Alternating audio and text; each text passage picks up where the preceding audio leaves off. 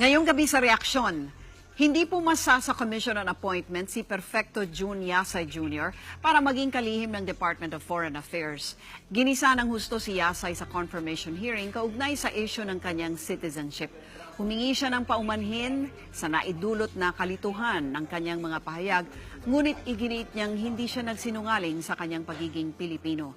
Lahat ng senador at kongresista na miyembro ng komite ay bumoto para harangin ang kanyang pagkakatalaga sa ahensya. At para pag-usapan yan, makakasama natin ngayon mismo si Attorney Perfecto June Yasay Jr. Good evening po sa inyo. Attorney Yasay, welcome to Reaction and thank you for coming to the show. Thank you, Lucy. It's Just a a pleasure. day after the rejection, how does that feel? Oh, there's life after rejection of your appointment as Secretary of Foreign Affairs. I have more time for family, and I just had a haircut, so one of the pleasures that you get. Did you see it coming though? No, I was very confident that the position I took was correct. But nevertheless, I'm very happy that our democracy works. The process of our checks and balances and the mechanisms that support it are strong, and the Commission on Appointment did its job in making sure that the checks and balances are safeguarded. They did their job, I did mine as well, and so I have no regrets about it. In the second to the last hearing, the US citizenship issue came out, and it was then that it became a full-blown issue. In the interim, did you for a moment wonder whether you had indeed hidden something, at least as far as the perception of the CA members is concerned? No, Lucy. Let me tell you. Let's look at the two instances where people claim I lied. One, that I was a citizen. I became a U.S. citizen. Did you not? I said I applied and was granted U.S. citizenship in November 26, 1986. But I did not legally acquire U.S. citizenship because at that time of my application, I was disqualified to do so because of a preconceived intent of abandoning my U.S. residency at the time, and 3 months thereafter, I actually abandoned my residency by returning back to the Philippines for good.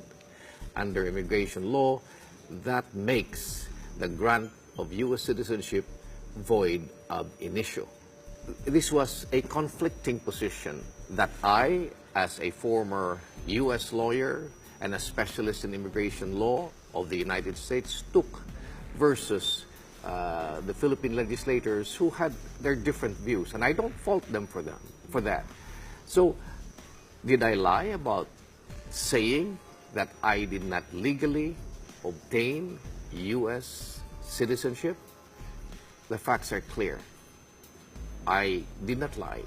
My view might have been inconsistent or contradictory to what the members of the commission thought, but I did not lie. The second is, they say that I denied having a U.S. passport.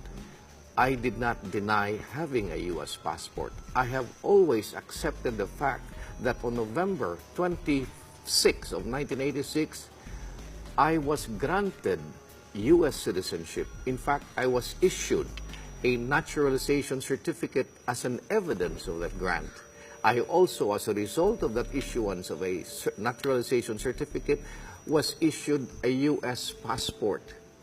But then again, when I said that I did not obtain a U.S. passport, I was referring to what was alluded in media that on sometime in 2006, I was issued a United States passport bearing a particular number. I deny that, and I continue to deny that, but I do not deny the fact that in 1986, I was not only granted U.S. citizenship, I was granted the evidence of that U.S. citizenship, which is the naturalization certificate and the U.S. passport. When you say that you've been granted U.S. citizenship, doesn't that make you a citizen? Are you trying to say that under U.S. immigration laws, you could be given a U.S. passport and not be a citizen? This is what's not clear. No. I'm not saying that at all. You can be granted U.S. citizenship, but that grant may not necessarily be legal or valid at the time it was granted because there might have been elements that were not complied with. The U.S. Immigration Act, applicable at the time, when you are granted a U.S. citizenship, if at that time you had a preconceived intent, meaning that it was not your intention to reside or continue with your residence in the United States, and then you also depart, even if you did not have an intention, but if you depart from the United States within 2 years from the grant of that citizenship, you are disqualified. Which you did. Which is precisely the situation that I am in. It's just like, let me just use an analogy to make our people understand what it is all about. You have been married, you're granted your marriage, but that marriage had some essential requisite that you alleged later on, after your marriage had already been performed. And then that marriage was turned out to be null and void ab initio because there were elements at the time that it was granted, which is, for instance, you had a vitiated consent. And that's exactly the kind of a situation that applies in my case. So you applied, yes, and you were granted, and yes, you're saying that by the time you were granted, you had no more intent to be a U.S. citizen. Is that? No. Tama ba yung ganong? I no longer had any intent to continue my residency in the United States. Not citizenship, ha? Okay. Iba yung citizenship, iba yung residency. In the interim, between the time that you applied and the time that you were granted the citizenship, kumbaga, nagkaroon na kayo ng desisyon, sir, na hindi nababalik na kayo at aalis na kayo ng Amerika. That is correct. So para sa inyo, and under the U.S. immigration laws, you take that to mean na you were never a citizen. I did not legally acquire U.S. citizenship. Oh. These are two things. Now, I'll tell you why ginigiit nila kung magsasabi na naging U.S. citizen naging U.S. citizen ako. Dahil pag naging U.S. citizen ka, you lost your Philippine citizenship. Now, remember, I did this before in 1986. Wala pa yung tinatawag nating reacquisition or retention law. Republic Act 9225, yung dual citizenship. This was long before. Yung dual citizenship law came about in 2003. Okay, sir, marami po ang nagtatanong. Pag binasa nyo naman po ang constitution natin tungkol sa qualifications ng isang cabinet secretary, ang nakalagay lang naman daw doon ay must be a Filipino citizen. So marami ang tataka, ba't hindi nyo na lang daw inamin sana na, oo nga, once upon a time, na-grantan kayo ng U.S. citizenship. Bakit nga ba, sir? Unang-una, inamin ko na I was granted U.S. citizenship. Ang dinideny ko was that I became a U.S. citizen. I denied the fact that I legally obtained U.S. citizenship. Now, ginigiit ako ng mga iba na magsasabi that I became a United States citizen. So parang meron ding mga nagsasabi sa inyo na sabihin mo na lang. Sabihin mo na lang. Bakit? Anong kasunod nun? If I said wrongly on the basis of the circumstances in 1986 that I legally acquired U.S. citizenship, then when I renounced it, I lost that U.S. citizenship, but I did not acquire or reacquire Philippine citizenship because under Republic Act 9225, I should reacquire. And therefore, the next accusation that they will say, then you are stateless. That's the whole reason.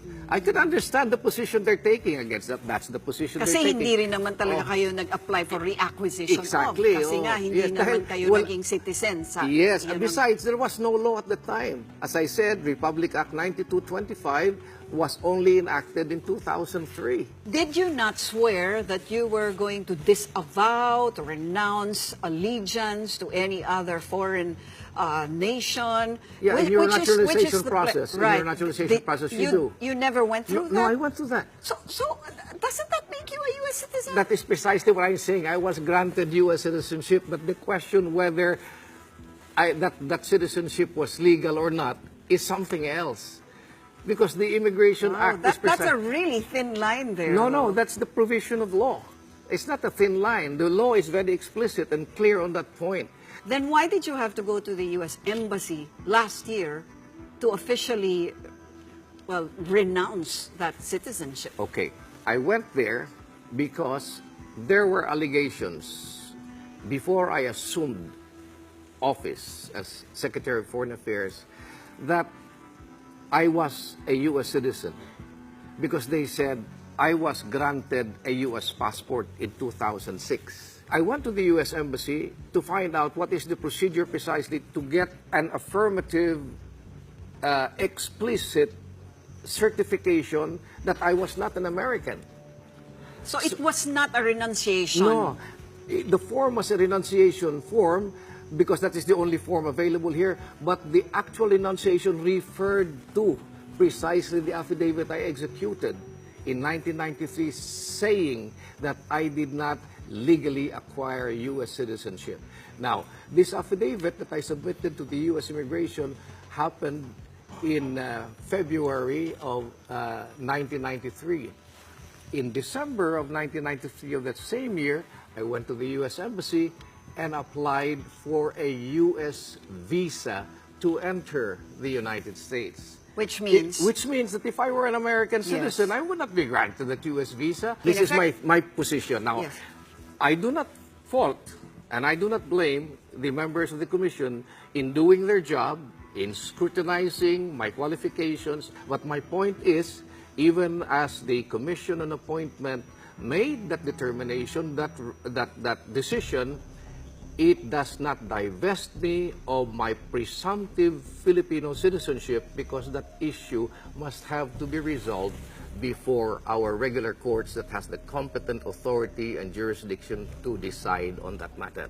Of course, the other sensitive issue that was brought up yesterday had to do with the supposed destabilization attempts that came out of your interview on radio, supposedly. I don't think that was an issue that the Commission on Appointments considered in rejecting my nomination or appointment. I said it in the context of the fact that, like you're asking me now, whether or not there was politics involved in all of this process, and I precisely alluded to in my interview outside of the Commission on Appointments that I personally feel that politics was involved. You have been head of the Securities and Exchange Commission. You ran for a senatorial seat and for the vice presidential seat. And all this time, naging issue ho ba ang inyong pagiging U.S. citizen? Never. Hindi nyo po ba naaninag na maaaring maging malaking issue ang tanong na yan? When I assumed the office of Securities and Exchange Commission, some people started to raise that issue, but they never really were able to articulate it before any Commission on Appointments because my appointment as Commissioner of the SEC did not involve the Commission on Appointments. Why did you not clarify it even then? Why? Because And they never, lay the issue to rest. haka-haka lang yun. If they raise it, if I was subjected to, if they brought me to court and then they filed the case that I'm not, I would have responded very clearly. But why will I respond to something that is not even articulated? And then when I ran for the Senate, the COMELEC also made a ruling that I'm a Filipino, I'm qualified to run twice. And then as Vice President also, the question of my Philippine citizenship was a consideration for the COMELEC to allow me to run. Nobody ever questioned that. Maybe because probably they thought I was not going to win, but that's another thing. Marami nagsasabi, sir, na pwede raw kayong kasuhan sa korte for perjury. If they want to do so, it's fine. Do you think that would be a vindication, though, if the court themselves would declare that indeed you had never been a U.S. citizen, if that so happens? I wouldn't call it a vindication, but I would call it a resolution of the issue once and for all, insofar as those who question my citizenship is concerned. Right now, I have no doubt in my mind that I am not only a Filipino legally, I am a Filipino in thought, in word, and in deed. Attorney Perfecto Yasay Jr., maraming salamat po sa inyo. Thank you. Have a good evening and God bless. God bless you too. Kung walang magsasabi, walang mangyayari, ang opinyon mo, pinakikinggan, pinag-uusapan dahil ang bawat balita may katumbas na reaksyon. Ako po si Lucy Cruz Valdez. Magandang gabi po sa inyong lahat.